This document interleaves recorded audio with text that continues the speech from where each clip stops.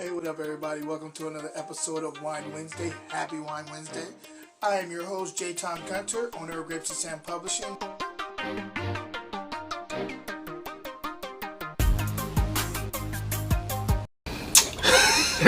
What up, y'all? I'm back in California. I had an amazing time in Mexico, in Cabo. Me and my lady thoroughly enjoyed ourselves. Oh, I'm sorry. Hey everybody, welcome to another episode of Wine Wednesday. Sorry, I'm in a good mood. I had such a great time. The food was amazing. We met some amazing people from all over the United States. We hung out with them. We, ate, drank, wonderful conversationalists. It was great, and we didn't agree on everything, but it was cool to talk about and debate. And that's what I think the world needs right now is open communication without trying to take somebody's head off and just listening. But I'm gonna get off my soapbox. I had a great time. Drank some amazing wines too in Mexico. Wow. Had a Nebbiolo. I had a couple of Sauvignon Blancs. I had a Fumé Blanc. I had a Cab, a Malbec. They're growing a lot of different grapes down in Baja. So if you get a chance, if you're down there, go check it out. With that being said, you're not here for that. You're here for the wine. And so we're gonna get into the wine. I haven't done a dessert wine in a while. So I just wanted to kind of, do a nice little dessert wine. Today we are in Australia, and we're talking about a grape that is normally used in Bordeaux, white grape, and also used in a lot of as a blending grape in Sauternes. Sauternes tend to be some of my favorite dessert wines. I call it liquid gold. And I mean, as you can see, this is Semillon. That's the name of the grape that I'm talking about. Not Sauvignon Blanc, but Semillon. It's a great grape from Bordeaux, but being grown in Australia. And this is Semillon. This is called Three Bridges Botrytis Semillon Riverina. And this is 2013, so this is actually vintage too. So here you go. I hope you guys can see that. Cute, beautiful label, right? It's very minimal. I like it. Look at this color too, by the way. This color is crazy. I love it. Like I said, liquid gold, I mean that when I say liquid gold. Anyway, let's get on this, on the nose. So I get white flowers. I also get a little bit of kind of a raw honey thing going on here too. There's a bit of there's an edge to this. I'm getting a kind of a secondary white pepper thing going on here. Definitely some orange zest. Nectarines and peaches.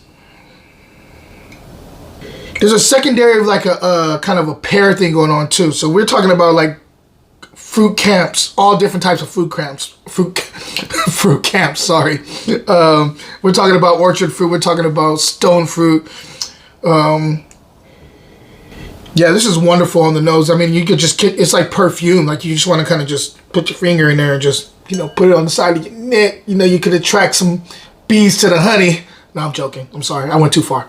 Let's get back to the wine. On the nose, or on the palate. We did enough nose. I'm ready to taste it. So on the palate.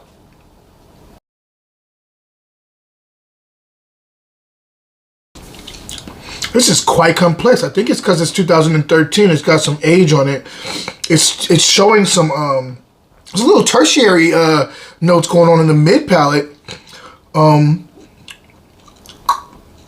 Good earth, there's this cool earthy thing, kind of iron earthy thing going on in the mid palate to the finish. Oh, let's taste a little bit more. This is interesting. So up front you get a kind of that kind of more on the nectarine side up front. As it transitions to the palate, you get a little bit more kind of this irony, earthy thing going on here. And from the third quarter to the finish, what jumps in is this citrus orange thing going on, an orange zest from the third quarter to the finish, and it stays. There's a little bit of an orange peel bitterness on the finish, but it does not lingering. It's under all the rest of the fruit and the other notes going on, but it's there. It's a little kind of a base of a little bit of bitter, which is cool. I like it. It adds a little bit more complexity to me. This is very what's the word I'm looking for? This is, that it is. It's very seamless on the palate from the beginning to the end. This is great expression of the fruit, the sweetness. There's also that raw honey thing going on there throughout the palate. I really, really dig this wine. Let's taste a little bit more.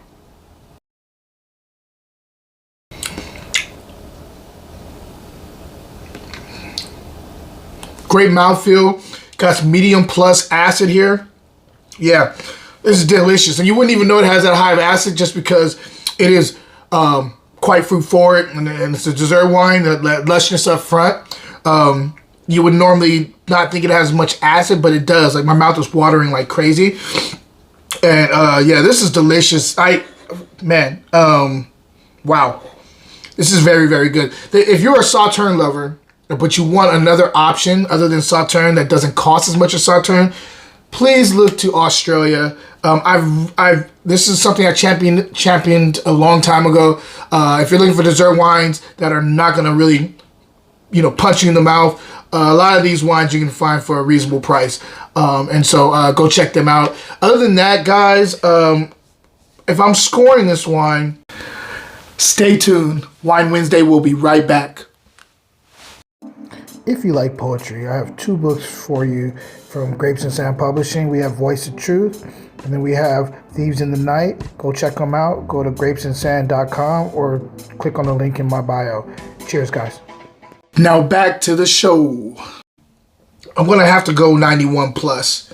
This is delicious. 91 plus is definitely a good call on this wine. This is a delicious wine. I think you can turn a lot of friends onto this for dessert wines. Let me see. I got a lot of stuff coming your way very, very soon. Just stay tuned. A lot of stuff coming.